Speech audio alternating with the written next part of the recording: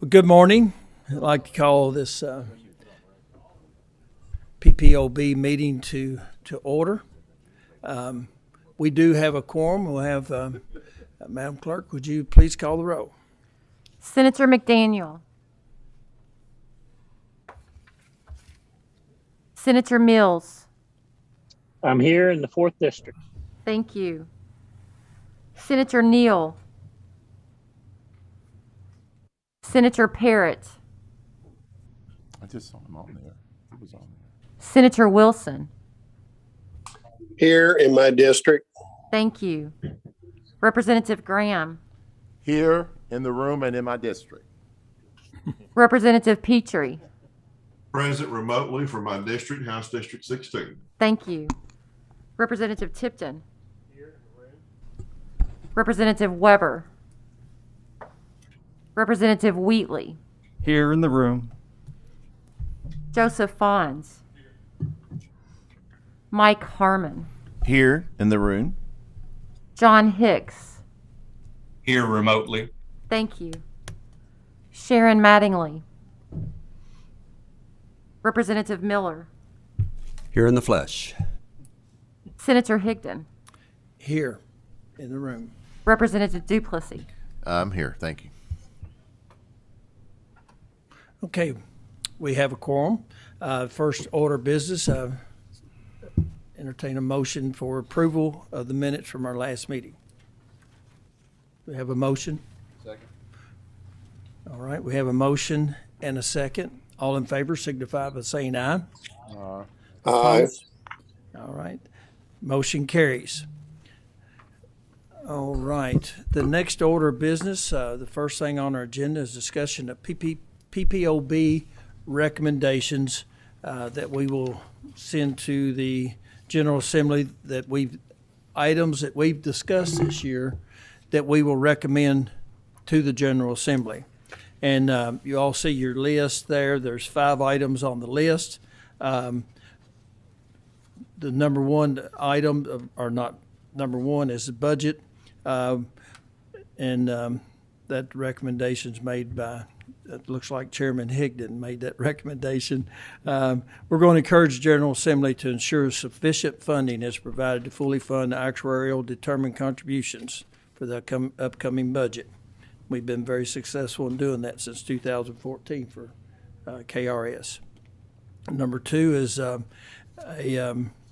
JFFR, the Judicial Form Retirement System housekeeping measure. We discussed that in November Ppob meeting, and that's just cleanup language, and we're going to recommend that be passed. The third item on the list is Representative Miller. Representative Miller, I'm calling on you. You want to briefly describe your recommendation? Yes, and of course we just passed those in the minutes, and that's because last meeting is when I presented those. But certainly the pension spiking exemptions really was brought to my attention because of an issue in Jefferson County where we had civil unrest last year.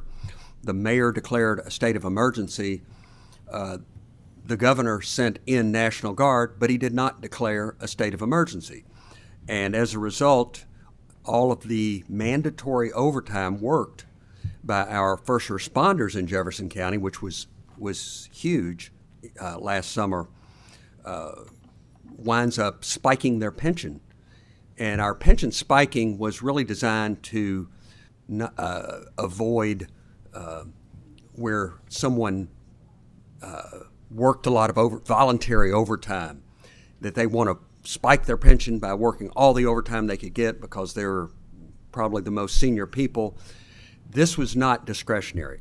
These first responders, their vacations were canceled. They had to work that overtime, 12 hours on, 12 hours off. So this bill is made retroactive to May 30 last year and addresses that. The third item, or the fourth item on our recommendations relates to the experience studies for state systems. And as you know from attending PPOB meetings or watching them on television if you're remote. Every 5 years, our systems come to us with experience studies. And the experience studies that the actuaries do, oftentimes, just like TRS this year, very, very large adjustments. The reason they do those every 5 years is because on the demographic side, which is the longevities and the how long you're staying in your job, how long you're living, a variety of things like that, are very expensive for an actuary to go do that work. On the other hand, the fiscal assumptions are not costly to do, and it would be better, in my opinion, and as I presented to this group, if we would have the financial assumptions every 2 years in sync with our biennial budgets. If you look at the TRS adjustments, 2/3 of that dollar impact were fiscal. They were the payroll growth assumption and the return. So that it's not a costly process to do that. So it would keep the demographics at a minimum every 5 years, more if the board chooses. And then on the financial, it would be every 2 years. So that would be the recommendation, Mr. Chairman. Thank you, Representative Miller. That was recommendation 3 and 4. Recommendation number 5, Representative Wheatley. Thank you, Mr. Chair. And first thing I want to say is I'm going to pull this item for recommendation, but I would like to take a few minutes to just talk about it. Please proceed. Okay, thank you. BR 424 is a bill that would take all hazardous duty Tier 3 personnel and convert them to Tier 2 personnel. Representative Miller just touched on a number of reasons why this would be important, and I think there are almost too many reasons to go into why this is important. Retirement security is listed as the number 1 or number 2 reason why hazardous duty employees are either leaving the job or not interested in the job, according to the leaders in the law enforcement, firefighting, and corrections. The packet includes additional documents that you'll see related to the bill itself. Is very simple. It's 122 pages, but I have a 2-page starter page there that pretty much explains it. It just basically takes Tier 3 hazardous duty personnel, so that is CERS has, KERS has, and our state police, from Tier 3 to Tier 2. There was a preliminary actuarial review of the bill. It is from GRS. It has some dollars in there we can talk about, but I won't go into the figures. There are slight increases to the liability of these systems related to the bill. There's another document in there just to show the amount of people it does affect. It's about 5,800 Tier 3 employees at this time. Hazardous duty, public safety employees would be affected. The option is to stay in Tier 3 if you do opt to stay in. There's another document that's included from the KPPA, was an analysis of what is the difference between a Tier 3 and a Tier 2 pension based on a certain scenario. Please take a look at that. And then there is the comparison of all 3 tiers, Tier 1, Tier 2, Tier 3, for hazardous and non-hazardous, a form that currently exists on the KPPA site that does a nice breakdown of what it is, what are the benefits and the requirements for all of our members in our state pension system, not including teachers. Of course, this does not affect teachers at all. I would entertain any questions at this point. I recognize that we typically would not make recommendations based on a bill being introduced at for the first time. This is a bill I have been working on for a couple years. I have been working with staff to concepts about how to do this, how to deal with are significant problem with the lack of people who are applying for the job and leaving the job in public safety. I work in that area. I'm an attorney for the firefighters. I've been around this almost my entire adult life. A lot of the data, if you want to call it data, is anecdotal. I use Covington as an example. I was the fire chief there. When we would give an entrance exam, City of Covington, for firefighters, we would typically have about 350 to 400 people sign up, and that number has dwindled drastically during the last every entrance exam since 2014, when Tier 3 was introduced. And the numbers are now less than 50 who have signed up for the test. And for the last 2 tests, they have canceled the test. They have set up a way that people can lateral in. And that is the situation going on in public safety all around the state, where there is lateral work to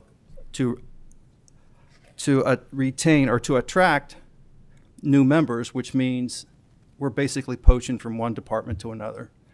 And we need, as a state, in my opinion, to provide this retirement security so that we level the playing field for all of our public safety employees. And it can be done at a cost that is worth it. I'll just leave it at that. Thank you. Thank you, Representative Wheatley.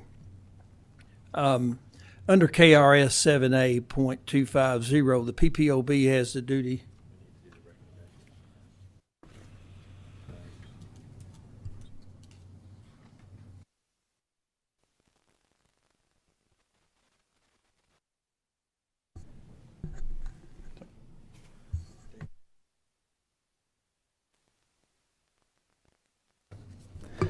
Okay, I got the cart before the horse. Excuse me.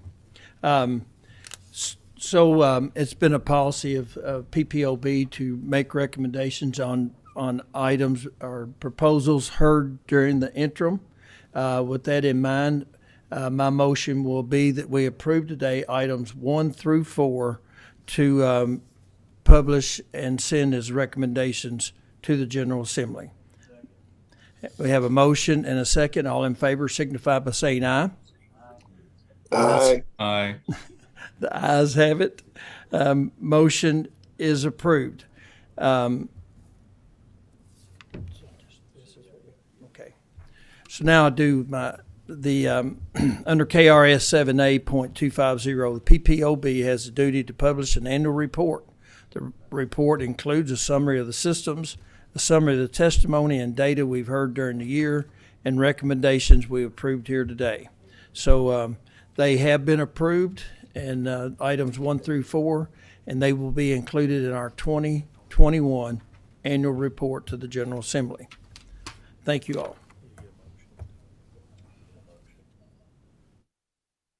Okay. Also need a motion to approve the report. So moved. We have a motion. Have a second. We had to have a second. Okay. We have a motion and a second. Any discussion? All in favor signify by saying aye. Aye. Aye. Thank you. All opposed? Motion carries. The annual report is approved, and we will send that to the General Assembly.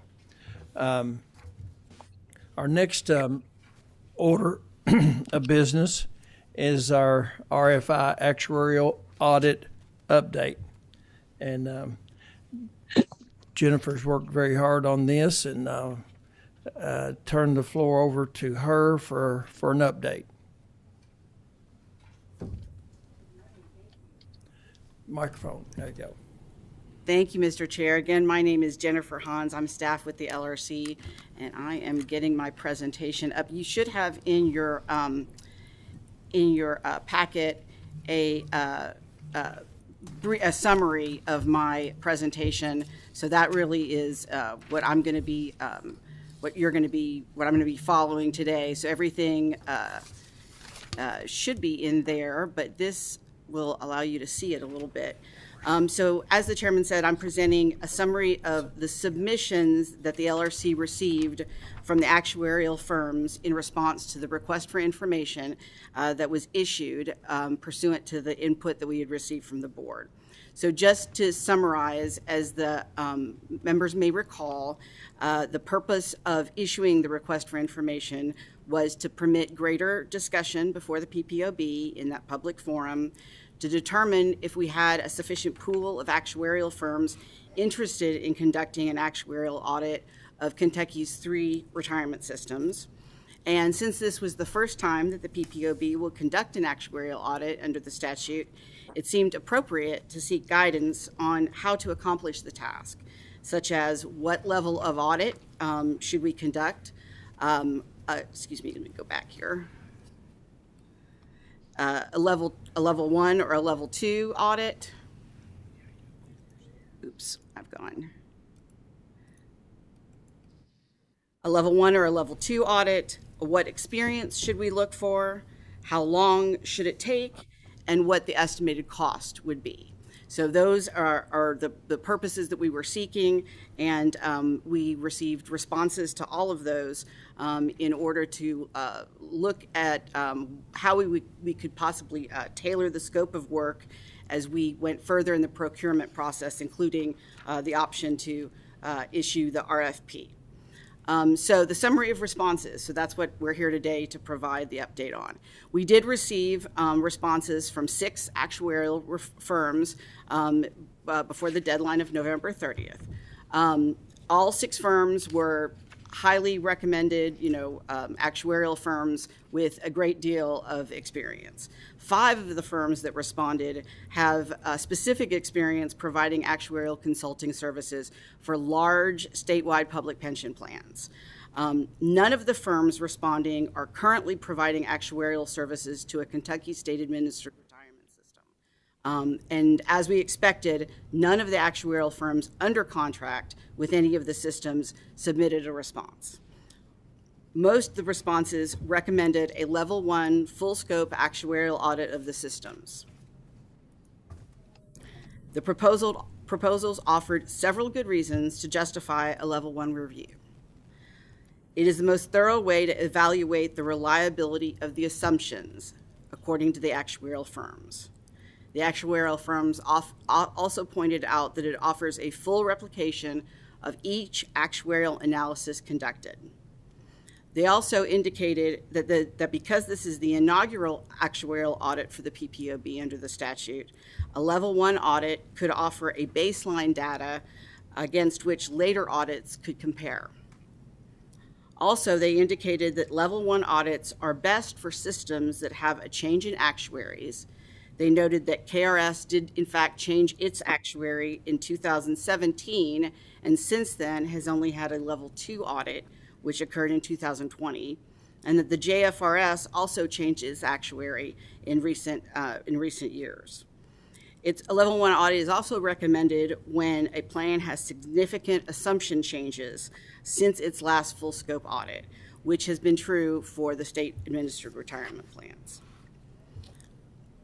The firms did agree that a level 2 limited scope audit could be appropriate under other circumstances, for example, on an alternating 5-year basis, since the statute does call for it to be every 5 years. So that was also information that they supplied to us. So another question that we asked them, 2 questions that we asked them that we had concerns about was time constraints and where their costs would fall. Regarding the time to conduct the audit, the consensus from the responders was that a level 1 full scope audit of the systems, all 3 of the systems, could be conducted and completed within a 6-month period. The RFI did indicate a cost estimate only. Again, this was not a request for proposals. It did not have a specific scope of work. So what was being asked for is, how much does a level 1, level 2 audit typically cost? And as we kind of expected, we got a fairly broad response. For a level 1 audit, the estimates ranged between $150,000, which was rather on the low end, to above $250,000. So we had one or two outliers that gave us such broad ranges that they went much higher than that. But most of them fell into that $250,000 price range in terms of an estimate for a full scope audit. For a level 2 limited scope audit for all the systems, the proposed estimated costs ran between $50,000 to $180,000, again with outliers that had different kinds of pricing and that went a little bit above that. Just as a typical, I did want to provide sort of a comparison as how much cheaper a level 2 audit is than a level 1 according to the responses. And they range between like 30% cheaper to 60% cheaper, with most of them kind of falling in that 50% range. The estimates were in no way binding on the responders, and they could certainly change once we develop a scope of work and they look at the specific systems. Although I will say that they did, all the responders did seem to have done quite a bit of due diligence in looking at the systems and having some degree of knowledge of what our Kentucky systems looked like. So what are the takeaways from the responses? I would say one, that with regard to our concerns about whether we would seek additional, whether we would seek sufficient responders, there's certainly a healthy pool of interested and experienced firms to conduct the audit. 2, the actuarial audit of all the systems can be conducted within 6 months based on the information we received. And while firms are certainly looking for as high of a priced contract as they typically can get, so there's certainly a bias toward that, I would say that there's a reasonable consensus among them that a scope of work, if issued, should represent a level 1 audit. So that was the information that they supplied to us. So first, do the members have any questions for me that I can provide regarding the?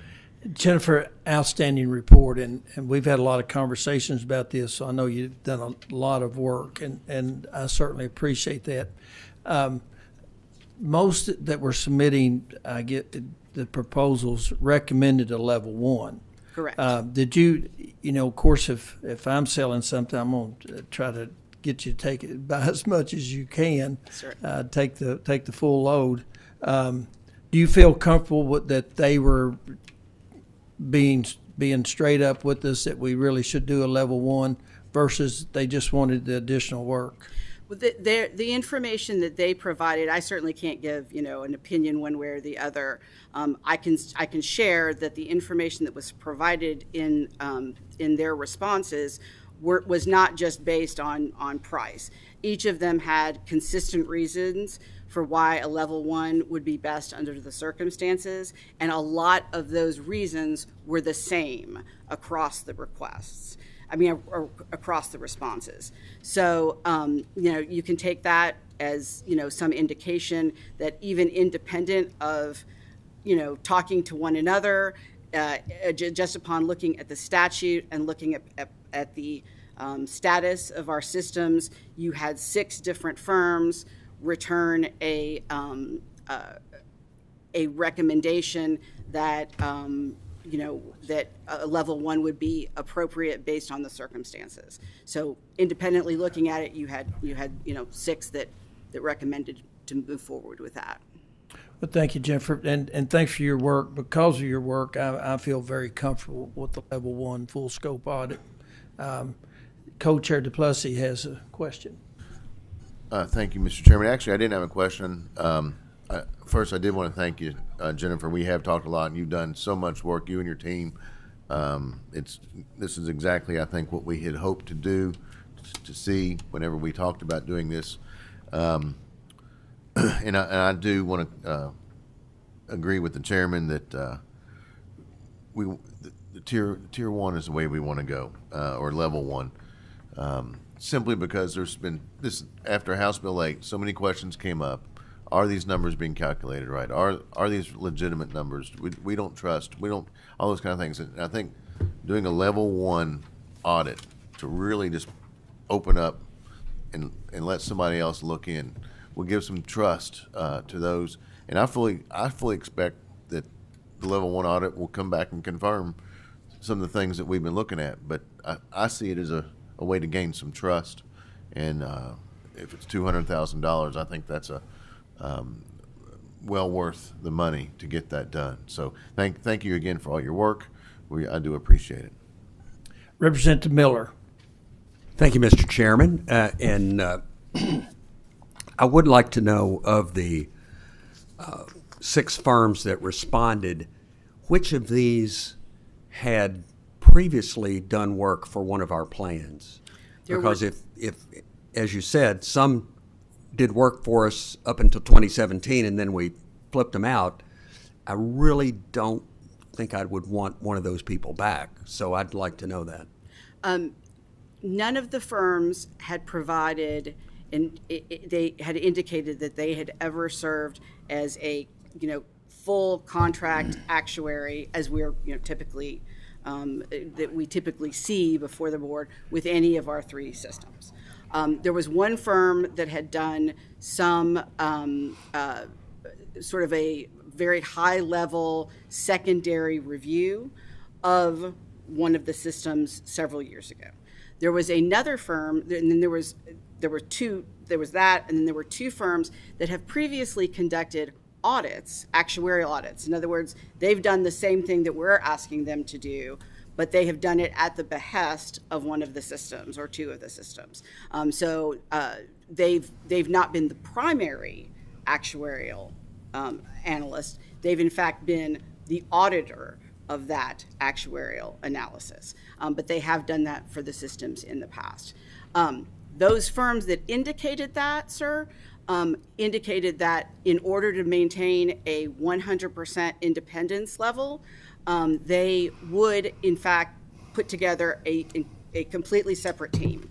So if they were to pursue that, and that's something we could certainly include and would include as part of an RFP that they would have to do and part of a contract, that if they were selected, they would have to provide a completely separate team to oversee. And that is, that kind of selection and those kinds of protections then fall to our LRC business office and our LRC director to make those kinds of, ultimate decisions. And that's only if they respond to the RFP. Right. Thank you. I do agree. Since this is the inaugural actuarial review by PPOB, I think it should be level 1.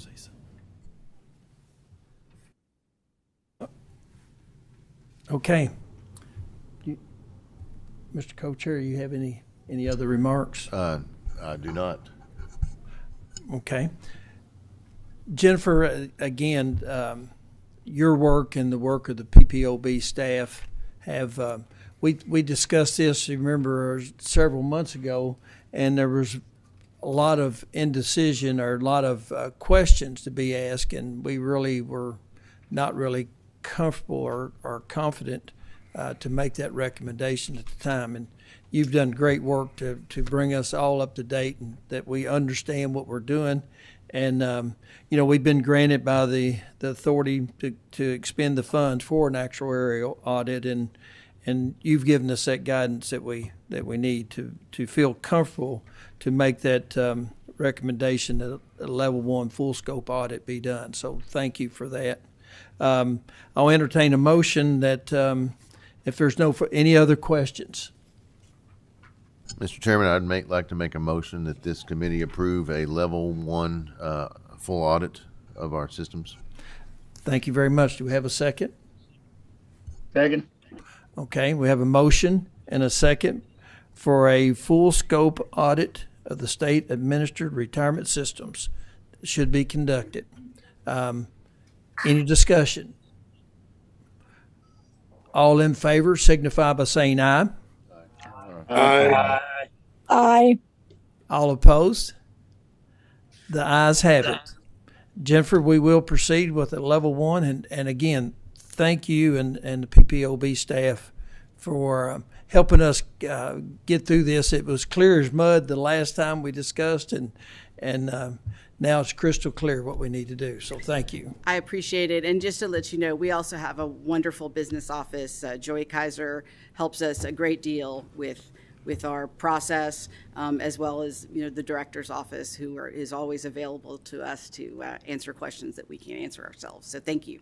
Thank you. Our next item for discussion is what'd you do with it? You take it away from me.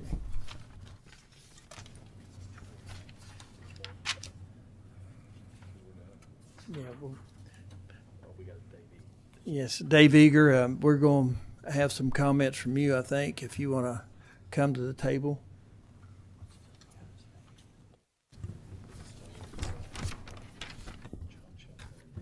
And I don't know if you want to bring John Chilton and Ed Owens with you to the table and just for a brief discussion.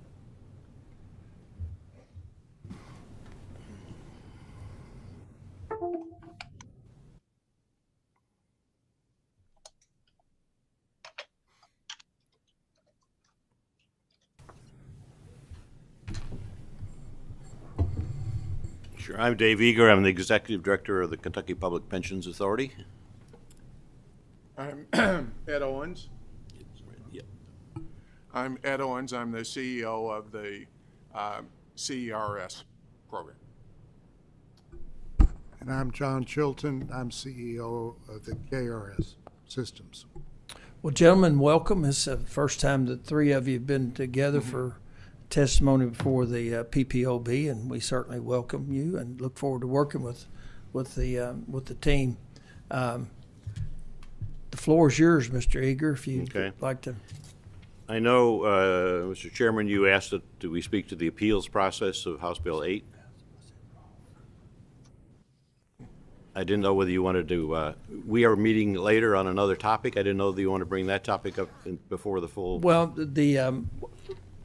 I guess the question I would have, and the only question I have, unless the other members have questions, the only question I would have is I guess an update and a status on your negotiations and the appeal process with the quasi groups that have filed appeals. If you would, to what you can, I know that's you might be restricted on some things you could tell us, but just an update, because we are getting some feedback, and we'd like to hear an update, please. Let me say, first of all, anytime I can, I want to thank members of this committee. I want to thank Representative Duplessis and his bill co-sponsors. And the committee of 6 that worked on this House Bill 8. It is it's a savior for us. It's really changing the method of funding, and it's really protecting the financial security of the K non-HAD system. We appreciate it greatly. In the process of developing that, there was a lot of discussion about, who are we being charged for? We're being assigned a liability, and who are the people that we're being assigned, and how do we know? And so an appeals process was developed that an agency could, any employer could appeal, any of the 178 that were eligible. They could say, for one of 3 reasons, that person didn't work for me. We're not the last employer, in other words.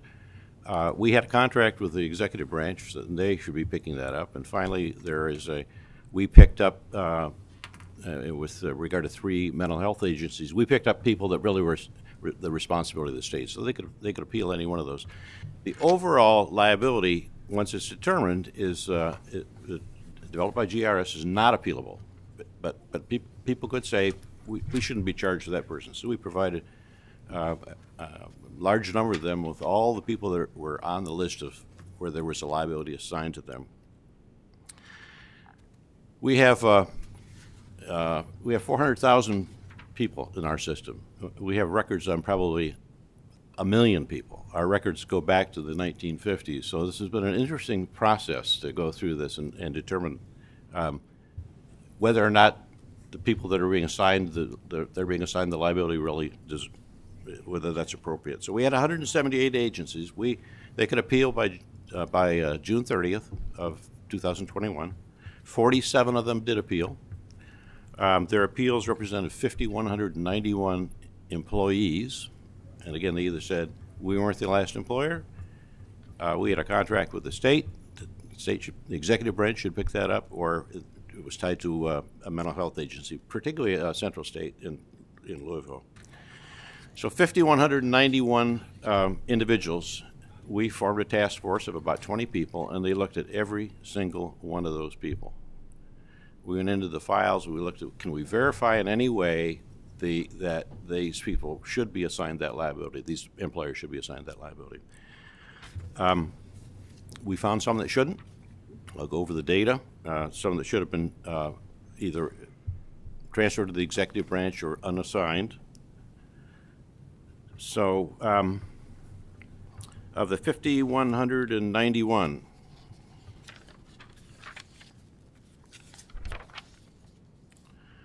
$224 were counted as being not the last employer, and of those we approved 49. So we got into the records. We either could not establish, or we essentially had to waive those people. There were 49 out of the 2,224. Of 404 that were appealed because there was a contract with the state, and it was primarily universities. 78 of those were approved as a waiver. And then finally, all 2,563 that were appealed because of the mental Mr. health. Yeager, we have a co-chair DePlessis has a question, if you don't mind. Yes, sir. Thank you, Dave. Question about the process here. And I didn't want, I want to hear all your numbers out, so I hated to interrupt you, but I wasn't sure about some things. If somebody, I think you said the universities had 79 that were approved. 78. Mm-hmm. 78. Yep. Would the university present to you evidence that says the governor, the executive branch, had assigned these, and then would you review that evidence, or did you simply look at the rolls and say, no, they were your employee, and disregard any communications from the executive branch? Yeah, they could submit it. They could submit information to us, and we also worked with the budget director, because these are being assigned back to the executive branch and would go on the state's budget. So the answer is yes. Please proceed.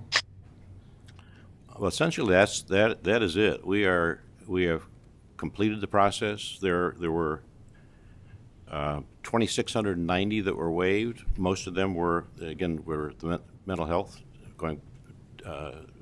Was the Department of Health had contracted through the mental health agencies. The one thing I would say is if you have constituents or employers who contact you, and we have some that we're still having some discussions with, but we're essentially, the book is closed. But if you have anybody that you want to have discussions with us about, I'm going to give Brad Gross, Aaron Surratt's contact information, and feel free to contact her. Because we are dealing with a couple of agencies. I'm dealing with a couple of representatives who are, and senators, who have experienced employers in their area who are effectively challenging our findings. Okay, now, as we talk about challenging, there is I guess, an appeal process, or there is a process you'll go through on these that who are, I guess, basically appealing your decision. Yeah, it is complete. The process is done. Our board has approved the process and the findings at their board meeting on December the 2nd. So we're done. Okay. That doesn't prohibit an employer to come back and to complain to us. Right. You did mention there were some that you were, I guess, indecisive on. You couldn't actually determine. Couldn't establish. 49 out of all of them we couldn't. And again, we go back to the 1950s with paper records. There were some that we could not establish. On the other hand, we have employers who recently submitted a Form 6000 to have the person retire, and they say that person not an employee of ours. 6 months earlier, we've gotten a form that said they're applying for a retirement. Well, I know you'll continue to do the right Yeah. thing and get this resolved, so. Co-Chair DePlessis has a question. One more thrown at you. I have heard of several of the employers that felt like it took the board too long to get back to them with their findings, and it left them no time to argue or debate the point. What are your thoughts on that? Yeah, well, we decided, this wasn't a part of the original process. We decided to allow and have a part of the process that would send an affidavit to the employees and to the employers. Where we were uncertain, we didn't have the records, we sent affidavits to about 212 employers and 177 employees saying, can you verify where is the last place you worked, and should they be assigned the liability that they're being assigned? We had 15 responses. It was a decision made in the middle of November to do that. That wasn't a part of the original process, so we had a short window, I grant that, but there was a period of time, 10 days for the employees and 5 business days for the employers to turn it around and come back to us. And very few did. Yeah. So I will agree that when we decided to give this time period towards the end of the year to allow people to debate or challenge the decision, we didn't know how long it was going to take for your systems to do all that work, and obviously it was a big task. 20 people pouring over 5,000 or so folks. That's a lot of work. And ultimately, as Senator Higdon said, we know you'll do the right thing. We want to get this right. Yeah, and this was a job. Well, first of all, I said these people all had a day job. You know, they had a job to do every day, and we're 22 people short in staff to begin with. It's not something that could be farmed out. I mean, you had to know the intricacies of the system and the forms that are being used, and so it wasn't something we could outsource to anybody. They had to be done by staff. So there were 4 in the legal, and I don't know the exact number in benefits, 2 in the executive branch that all worked on that team of 20. So for the employers who did challenge your findings, did you present them with any hard data, because you said you had paper copies of this, did you present them with anything to show? You know, I apologize. I can't tell you the exact communications back to them, but they were notified in each case of yes or no on the individuals. Because if you'll remember, and David, you were instrumental in helping us as a group get a House Bill 8. And my whole premise for sponsoring the bill was people should pay what they owe, no more, no less. And I think we all in this room would agree, no more, no less. And the appeals process was done so that we can make sure that everybody paid what they owed. So I would hope that you could share with some of the organizations that still don't feel like you got it right, even though you had 20 people that I think worked very hard to try to make sure they got it right. It'd be nice if they got that data to show, here's the form where your employee retired under your care. They have been notified. If your suggestion is that we send 47 employers 5,000 plus copies of forms, well, I don't. How many of those are still debating? None. Oh, none. Well, they may disagree, but the process is done. I mean, we've looked at files on 5,000 people, and we found 200 that were inconclusive that we tried to get a conclusion on. And did those 200 go to the state, or did they go back to the employer? They go to the employer and to the employee or the member if we had an address for them. No. No, you mean in the end? In the end. Well, some of them were. I don't have the exact number of the 212, but some of them would have been relieved. They would have been relieved and gone back to the state. The rest of them stayed with the agency. Okay. Seems like to me, at least if you can't verify, seems like to me that would be those 200 and some should go to the state, to the executive branch, if you can't verify. Well, the burden of proof is on ends up being on the employer. Can the employer determine, can the employer, these people are on our rolls. We didn't invent them, I'll tell you. They're on our rolls because they were submitted by an employer. I mean, there's no question about that. The employers are the source of the fact that they're on our rolls. Well, you've done great work, and I've supported you in all this, and I just want to make sure going forward we continue to make sure we get it right for the. I'm convinced we've got it right. Thank you, sir. I really am. Well, I appreciate you allowing the dialogue, because you're always very open when we call with these questions, and you don't want to compliment your staff. I know they work very hard to get this out the door, and thank them. That, unless you have further remarks, that concludes our testimony with you. I didn't know whether you had any questions of our two CEOs. But, they've unless they have questions of us, we're good to go. No questions, Senator. Thank you. No questions. Thank you all. Appreciate you being with us. Before we go, I'd like to take a moment to have a moment of silence for the tornado victims of this past week, including Deputy Jailer Robert Daniel. Also include in that Officer Zach Cotton Jim. Thank you. Zach Cotton Jim of the Louisville Metropolitan Police Department, who was killed in the line of duty over the weekend. So if you would join in with me a moment of silence.